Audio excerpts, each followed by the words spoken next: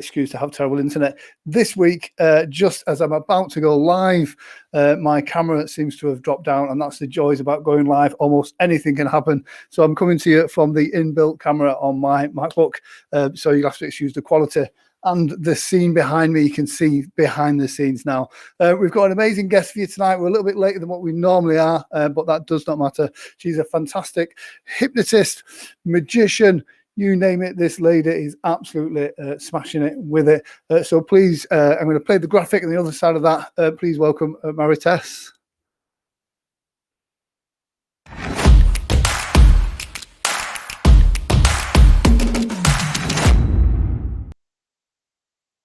She should appear that side. Is it that side? Is she there? There she is. Fantastic. Hello, how are you? Hi, great, thanks. Fantastic. Yeah, it's nice to see you've got great internet. We have a long-standing joke on this show about Canadian internet. Whenever we've had Canadian guests on, they seem to have really bad internet. And then last week I was going live from the middle of a forest in the middle of Wales, so I had no internet whatsoever. So there we go. Nicole Stanley, Natasha Stanley says it's not on Facebook. It should be. We're going live to Facebook, YouTube, and everywhere else. Natasha Stanley, oh, it's a different stream. Brilliant. Natasha Stanley always wins our first comment. I didn't know if she'd be jump on tonight, but she did. That's brilliant.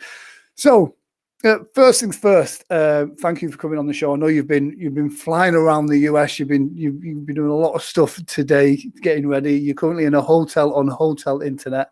So thank you very much for taking the time and coming on the show. But tell me about you and the people watching. What got you into hypnosis? What was your first experience with stage hypnosis?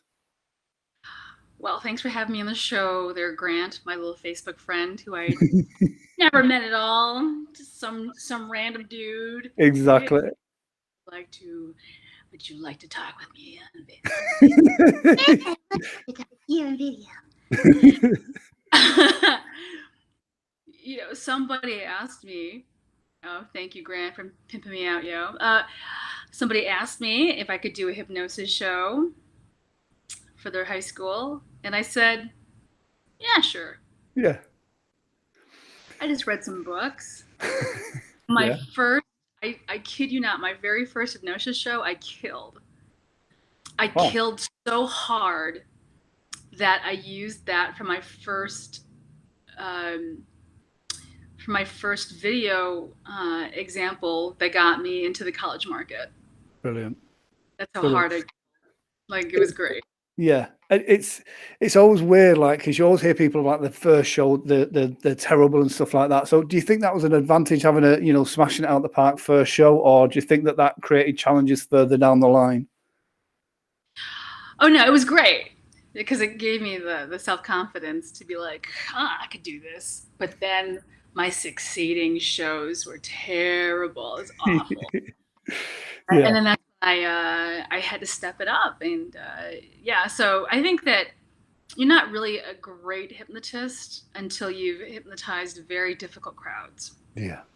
And now because anybody can hypnotize, certain groups, but really like the people that are very resistant, skeptical. Yeah. It's one of those.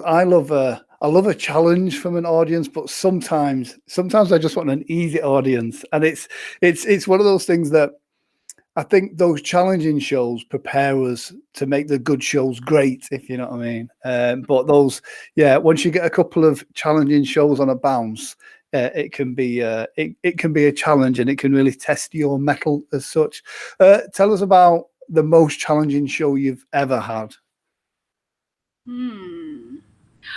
Oh yeah. I hypnotized this gigantic stadium of 12,000 people in this stadium, right? We're watching, and I hypnotized this group of people, and I had them in that state, and we were. It's complicated to talk about, but just before we were going to go on, some kid got up from the audience and told them all that they were not hypnotized, and they got them all out of hypnosis. Oh. except for one, and Yeah. then I had to instant hypnotize a few people from the audience, and it turned out brilliantly because one chick, she was very skeptical. She said, I'll just volunteer for you to, I'll just try it out. And then afterwards, she said that she had chronic pain for 10 weeks and now it's gone. Wow. So, I mean, you have plenty of stories just like that, Grant. So, I mean, Yeah. hypnosis is amazing. So, but it's one of the things I like about this show as well is it's talking to successful stage hypnotists about those challenges, because I mean, you know what the internet's like and what the forums are like. Everybody's having brilliant shows, everybody smashes it out the park, and I think sometimes what that causes is like new people that are coming forward and starting to do the odd regular show. Once they have a bad show, they assume that they're the world's worst hypnotist and almost give up. But then they don't try and develop themselves. They don't seek more training or mentorship. They just kind of hide away a little bit. And I think professionals talking about those challenges and what comes from them is a really great level, if you know what I mean. I always know if I'm talking to a hypnotist and they go, never had a bad show. And I think, really? You can, if you've never had a bad show, then, there's something terribly wrong, if you know what I mean. those are weekend hypnotists. Oh, yeah. Yeah. And it's, I mean, it must be especially difficult for you being a female in a very male dominated world, but those male egos that we have, we have to be bigger and better than everybody else. And they are quite fragile sometimes. So when we are challenged and stuff doesn't go right, then it's the end of the world for us. Yeah, totally. Yeah. So you've got a good magic background as well. Which came first? Was it the magic or the hypnosis for you? Well, I think the world is magic, right? Well, yeah. Honestly, the most magical thing I can think of is sex or food, right? Because one teaspoon of food can bring you into ecstasy or it could kill you. Yes. Right? It's magic. Or if you imbibe the wrong thing or the right thing, it can make you hallucinate. So it's sex and food. They're really up there. But so the white male supremacist kind of canon made people around the world believe that magic only belonged to this like Western archetype of guys in top hats and tails, and when the original magic was recorded was in Egypt, right? Yeah. It was the cups and balls performed in Africa. That was the very first magic. Wow. So when I left the Catholic Church, I didn't know what magic was about. I thought, does the Pope know? So I went into magic, right? And I was really good at it, and I was very successful at it. But I really wanted to do magic without the props, right? So that's when I got into psychology in college, and I just got into hypnosis by accident. Someone asked me to do it, and I'm like, how hard could this be? I just looked it up, and no, but so magic came first because I think hypnosis is magic. Yeah. Because it is, right? I mean, that's magic. I mean, if you look up The Secret, we're gonna look up The Secret, bro. It's hypnosis, dude. The secret is it's hypnosis. That's the secret. It's hypnosis. So, yeah, everything's magic. I love it. Yeah. I also have a couple of magician friends local to me, and I always say, what you do is tricks. What hypnotists do is magic. We use those words, that essence, that intent to create real change, if you know what I mean. So yeah, it's that's the James Randi school of non-believers, and James Randi did an incredible amount of damage to the magic community and to the world in general, because he was a known pedophile. He also started the school. Look it up, bro. Look it up. Come at me, everybody. And he's a known pedophile. And he's the one that mentored all these famous magicians and financially successful magicians that have perpetuated this notion that oh, magic's a scam, magic's not real, you know, and that's a school of thought that I don't agree with. Magic's for everybody. Yeah, Yeah. and it's very much what your opening statement as well about, you know, the world is magic, you know, by the fact of, you know, the energy that we produce, that we tap into with nature, all of it has a magical presence to it. That's right. Nature is also magic in a big way. That's right. Water, Absolutely. ocean, typhoons, lightning. So. There was a local thing, just going off subject a little bit. There was a local guy that's just been in my local newspaper, who was at the point of suicide, massive depression, going to lots of therapy, nothing helping, and he just left and walked, and he ended up getting really into his hiking. And he says for him, just actually taking that time and going out into nature for the first time in his life, he says something happened that kind of just plugged him in. And he says just learning to spend time in nature is what saved him. So yeah, absolutely, the universe itself is magic. Yeah. That's right. Yeah. So I mean, you perform around the world. You do the American college market. What was it like for you the moment that the pandemic happened? You know, we're all performers. You know, it's part of who we are, and the world stopped. How did that affect you? I tell you, that we are part of this capitalism, right, society, and that in order to eat, we got to do things like sell our show to buyers. Yeah. So I was at a convention, and the person that was throwing the convention for this particular market, they decided not to cancel because they wanted to not refund anyone's money. They would rather do this during the pandemic. This was, you know, March 17, by the way. Wow. 2020. And me being a part of the capitalistic society, and I have a child, you know, and so I went, and of course, no one bought anything from anybody. It was a big wash, of course. But yeah, I mean, it went fine. I mean, no one died, I don't think. But yeah, I mean, it's just another silly story from the files of capitalism. Yeah. Yeah. It's weird during COVID. I had a couple of chances to perform and do shows whilst we were kind of in lockdown at outside venues.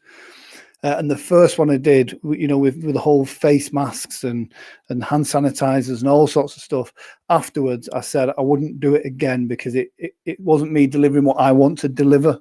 But you've got to find that balance of paying the bills and, you know, putting out what you want to put out, sort of thing. So, did you change, or have you changed anything about your performance on the back of COVID? Oh yeah. Fortune telling was a big hit. Yeah. It was amazing. Yeah, because people don't want to see magic. They don't want to see hypnosis. They want to see. I mean, because I offer all these things, right? Yeah. The one thing they really wanted to see out of me was fortune telling, right? Because it's much more fun to talk to somebody one on one. Yeah. On Zoom rather than me talking to a room full of like 1,200 people, whatever, how many people there are. You know, that's not fun. So it was very healing for them and me and my bank account. So it was surprising. I mean, if you would have told me, you know, back decades ago, I'd be like killing it with tarot card readings on video, I would have said, "No way, you're lying." No, it's. So now they want me to come back to real life. I have a new show for that. But what was the question? I'm sorry. It was. I think what are you doing differently now in your business since COVID? Oh, right. Yeah. Yeah. I mean, I'm just more open to. I'm pushing the psychic entertainment aspect of my work right now. But you know, I think like hypnosis, magic, psychic entertainment, all of that goes under, entertainment of the mind. Really. Yeah, absolutely. And it is that thing that perks people's kind of imagination about it as well. And I do think because of COVID, there has been a big movement of people that rather than looking outwards to that capitalist world, people have kind of focused inside more about what's important to them, if you know what I mean. So yeah, I know I do a Sunday sessions thing, which is a little bit spiritual, if you know what I mean. But that's the one thing that I kind of got from it. So do you think your performance background helps with the kind of doing on the tarot readings through Zoom? Oh yeah, because you want someone that's very focused and present. And I'm also older, I mean, I present well, but the right lighting. I present very well, but I've been around the block, man. Like I've done this for like decades, like the late turn of the century, kind of thing. So wow. When someone talks to me, or if I speak with anyone, whether it's like a tarot card reading, a psychic entertainment, hypnosis, if I see them privately in my private practice, and I'm giving them in my insight on their question, you better believe it that I have some really good advice. I've been there. I know how to get through the dark night of the soul. Just ask. As long as the check clears, you'll get some pretty amazing. Some great advice. Some great advice. Natasha Stanley says, "What question do you ask during psychic appointments that causes the clients to give away the most information through body language alone?" So one of my my magician teachers, he's also very intuitive. He was also my his name was Davy Marlon Jones. Some people might remember him. He worked for Collector's Workshop. He was my improv teacher at UNLV. And he said to me that once people find out that psychic phenomenon is real, it's just the art of listening. That's it. That's the secret. But that's a hard skill. Yeah. Why is it only Natasha is responding? You only have like cute blonde chicks responding to your profile here? Who's Natasha? Natasha is she's a virtual assistant. She kind of looks after some stuff for a couple of the hypnotists as well. So yeah, she's spot on as Natasha, bless her. But yeah, she's very much coming into the hypnosis world and is kind of discovering it. So 10 people that said responded yes on this Facebook thing. What happened? What happened here during Grant? Where'd they go? Oh, they can only watch. They can't comment. Yeah, I think so. I don't know. Oh, okay. What kind of I always ask guests this as well, for advice or books that they would give to a young stage hypnotist now coming forward. What books would you recommend for them to read? What trainings would you recommend for them to do?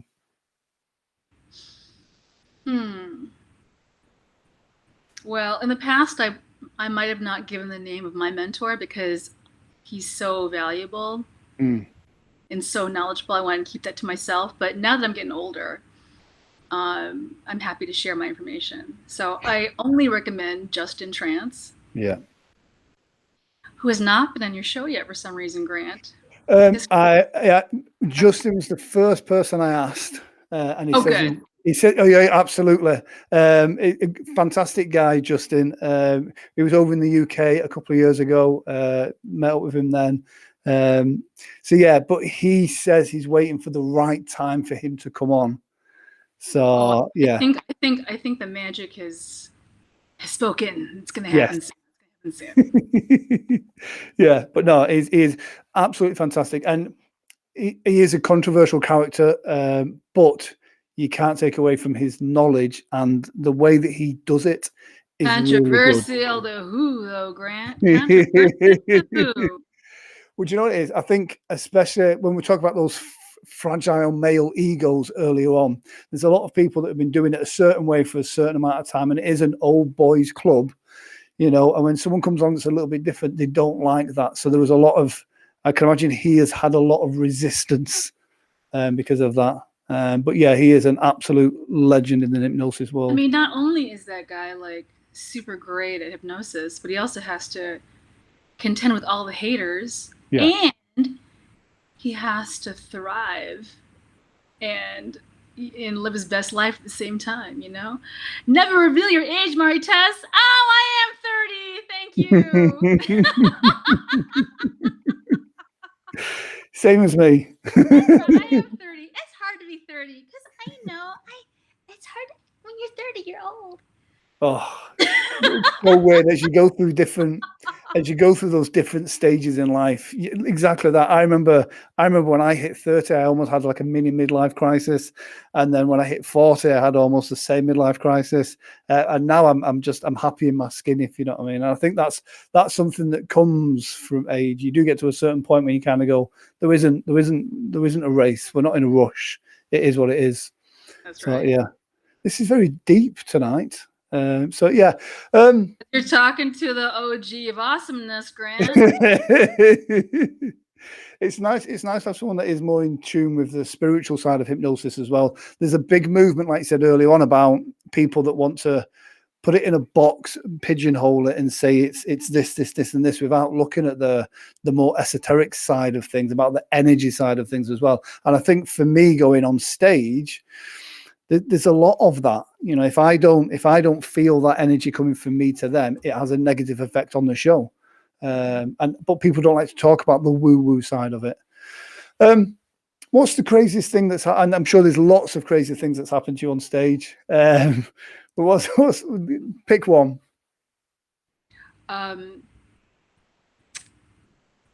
These two older women walked up to me after my show and they said, we had been mourning our husbands for a year. And this is the first time we felt good about ourselves. Yeah. Yeah. So I think it's one of the things that entertainers don't understand at first.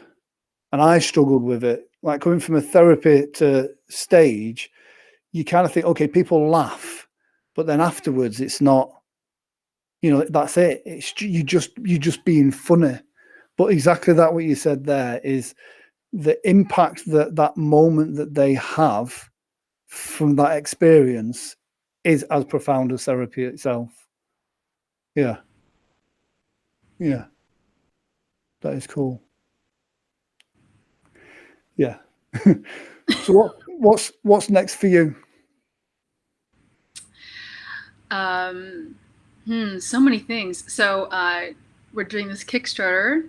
It's amazing. I only thought this kind of stuff was open to Bill Gates, where if he had some technological idea, then he could just live in his parents' garage and then ask his friends, and then they do this thing, and then what happened? Why is there a third screen? Hello? Okay. Because that's just put up the link to your Kickstarter in the comment section. Oh, thank you. Yeah. There you go. Anyway, the short story is that I'm doing this thing called Decolonized Tarot, where you can decolonize your divination practices without ever having to access white supremacy. And so all the cards look like people of color. They look like me. It focuses on Filipino American, imagery. But this is open to the Filipino diaspora of the world, which means, I got plenty of cousins who are like half white, half black, half Latino, half East Asian, whatever. So like, it's more of a world view. Yeah. But okay, back to Bill Gates. So like here I'm sitting here, and I'm like, do I have to go back to these schools that want me to go back to these schools? I don't want to see anybody. So as a magician and a hypnotist, I did not favor technology. Right? I'm like, because I think that's anti-magic. Magic should be, completely analog. You don't need this, technology stuff. But after the pandemic, during the pandemic, I said, forget it. I give up. I give up. Let's do technology. So I had this idea where we could create tarot for the 21st century. So all the tarot cards, they're beautiful. They're illustrated by Kathleen Abalos. She's Filipino American. She lives in LA. Nice. And she just created the major arcana, the 22 cards. And then I have a technologist in New York named Angelique De Castro. And she worked with software, and she wrote she did the animations. So basically, the Kickstarter is for us to fund us to complete drawing and animating all 78 tarot cards. And if you buy the ebook, it's written by me. It's an art book. So the beautiful illustrations and then my interpretations of the cards, plus all the cards are animated. Oh, wow. Yeah, yo. Oh, that is cool. Yeah, we're going to make that available on Kindle. So yeah, that's our dream. But I tell you, when I first had this dream, I just didn't know how to go about doing it, because I thought, never in my wildest dreams, am I going to find a Filipino American female dream team like this? No, but so I asked my ex-Tinder date, who's a technologist. I said, yo, I have this idea where, like, this stuff would happen. And he said, oh, that's great. I can do that for you. Give me 15% of your income. Like, what in the colonizer BS is that? So I was telling my friends about this, and they're like, that's it for you. We make a team. And I'm like, oh my God, you guys, a team of technologists? That's really cool. 15% of my income. We just did this as a group love sit. And then finally they're like, yo, we need some money, girl, to like finish this. All right. Let's do a Kickstarter. Brilliant. So if you guys check out the website, it'll show you all beautiful illustrations, and it's amazing. So yeah, that's what's next. But I'm also getting back to the grind and to the shows and the traveling. Yeah, I just did my first live show last month in a year. How was that? How was that after not performing for so long? Because my first show back was shit, like terrible. Luckily, there was nobody there to see it. Everything that could go wrong went wrong. And like I say, luckily, there was nothing put out there. I've done a few shows since then that have recovered from it, but I'm not like, they told me they'd sold all the tickets. It was an outside venue. I've got there, and yeah, they'd sold all the tickets, but it was the venue owner's birthday. So I was surprised. They didn't know. Half the audience was either blinding drunk or on other substances, and it was just, they'd have been better off just having a singer on. And then when you start coming out talking about the power of the mind, it was a challenge. And when you're not in that flow that you get from repeatedly doing shows, it was just like, I was just happy to get through it. But yeah, that first show back was a nightmare. But it's exactly the same as when you're starting out. You've got to kind of get out there, dust the cobwebs off, and go, oh yeah, that's why we do that. So yeah, that was interesting. Well done. Keep going, Grant. That's good. Exactly. So go ahead and tell us about your first show, or your first show back after the. No, it was great. It was great. Yeah. It was in New York. It was for a venue. It was for a theater of 61 people, but they only allowed 20 people in. Wow. And everybody had to have a vaccine card. And everybody had to fill out a survey, like then, and it was glorious, but only because it was so tightly controlled. Yeah. But I don't know. We'll see what happens. Yeah. I mean, yeah. Where are you guys at the moment? Like here in the UK, we've just opened up now. Some people are wearing masks, some people aren't, but we are pretty much kind of back to normal now. What about where you are? Are you going back into lockdown? Masks on, masks off? Where's it at? Oh my gosh, it's a mess. Emily Gould says, "Love decolonized tarot." Thanks, Emily. No, it's a total mess. I'm here. I'm in California because I'm visiting my father, who's very ill. So I normally would just hid in the house, but I just masked up myself and my fertilized egg, and we went on this plane, and I'm just going to stay in this hotel and do my business here and hide and do my Kickstarter for Decolonized Tarot, and so yeah, it's pretty awful out here, although people are pretending it's not, and the numbers are rising very quickly. So we'll see. Yeah. I mean, I do think as we go into winter over here, I think we're going to start to see it rise again. But it will be what it will be. That's all. That's all we can do. So yeah, it's fantastic.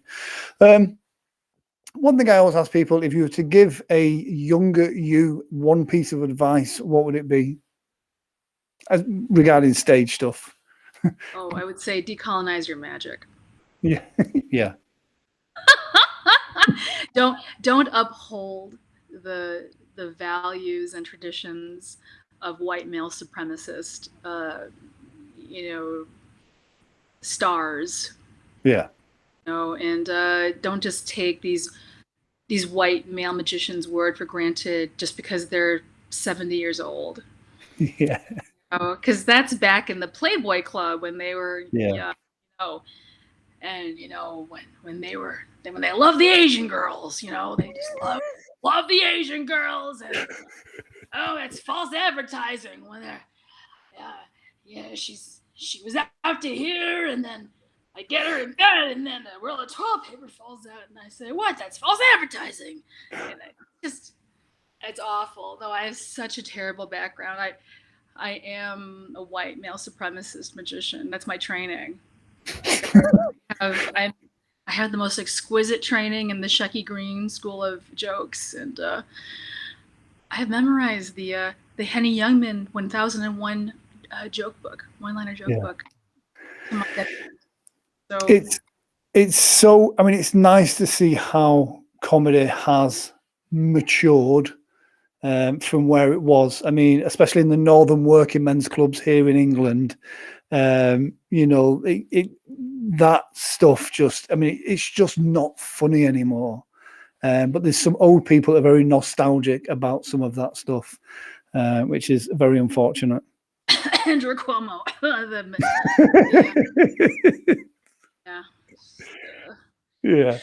Yeah. Fantastic. So when's your next show? Are you doing any conferences? I know we've just had Hypno Thoughts live. So do you do the conference circuit over in America on the hypnosis side of things? I'm not really looking to book anything outside of what my agent tells me to do. So I'm not doing anything outside what my agent wants me to do. I'm not taking I'm not going to a conference because, I'm going to wait till this variant goes down. Even things that I pay to do, like Kung Fu, for example. Like I just told my Shifu today, I'm like, I love you, but I have to. It's hold.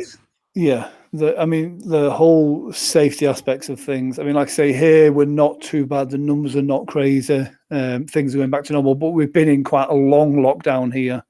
And I think that whole, the health side of things, it has to take priority over the finance side of things, which is the one thing I've learned during this pandemic, very much so. Well, I'm so happy that you asked me to be on here because I noticed that that magic societies love me anywhere outside the United States. Like, except for not live in the United States.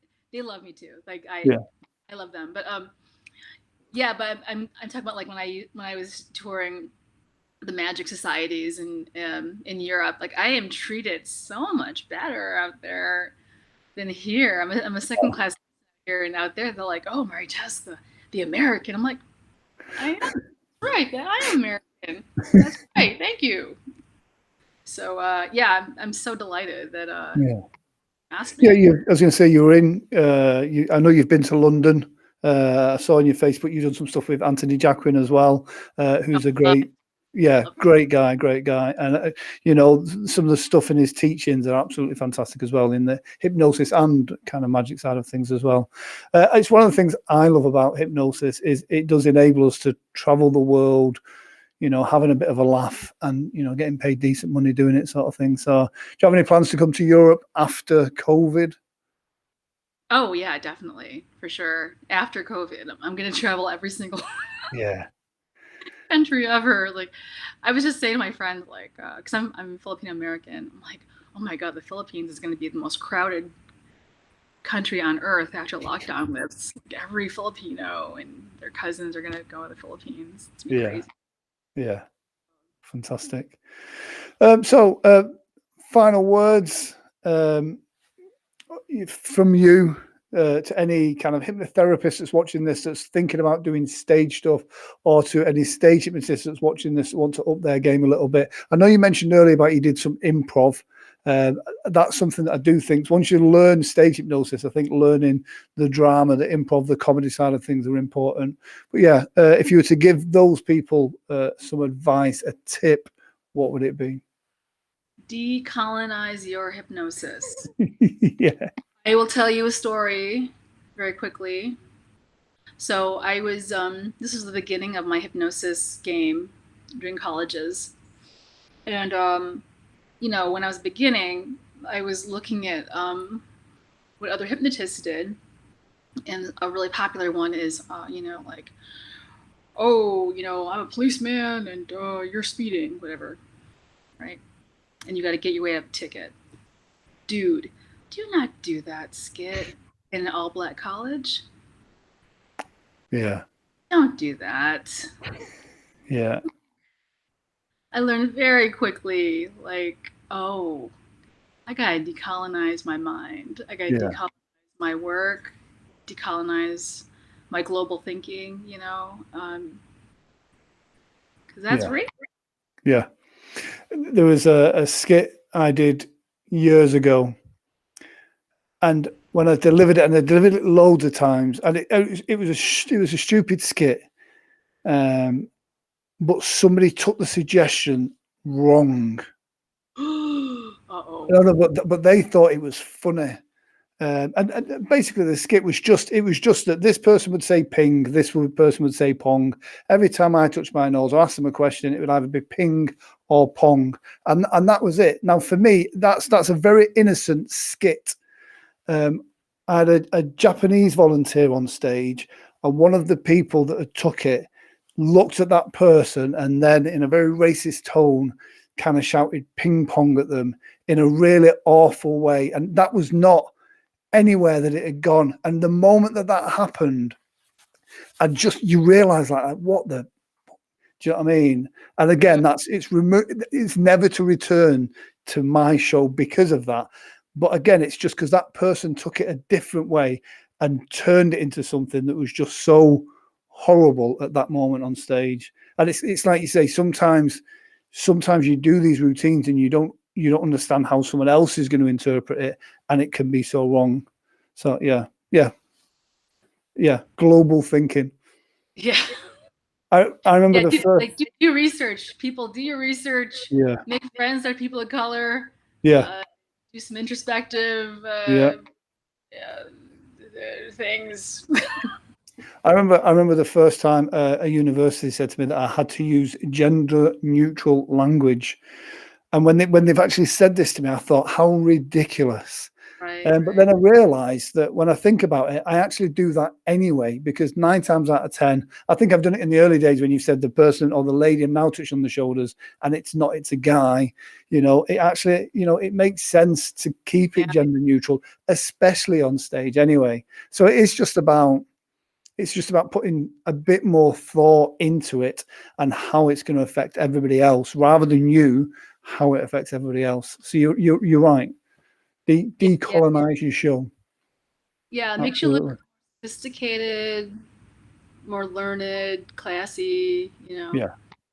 And that's, as stage hypnotist, that, I mean, I don't know about in the US, but I know very much in the UK, that's what we've got to do, because stage hypnosis got such a bad reputation from guys that were being, you know, kind of using hypnosis to get girls, being a bit seedy on stage. I'm not the biggest fan. I know there's guys out there that do it, but I'm not the biggest fan of these, you know, the pictures of a fat middle-aged hypnotist with a young pretty girl in his hands. And it's just like, it makes us all look a bit seedy, if you know. Exactly. Yeah. So, yeah. Brilliant. So yeah, thank you very much for coming on. I know you've got loads of stuff to do over there, and I promised you it'd only be half an hour, and it's been 40 minutes already. It's been great to connect with you. I'll put your website up there as well, so if anyone wants to connect with you as well. I know Natasha is very keen to connect with more female stage hypnotists, because as you know, there's not very many kind of successful female role models out there on the stage as well.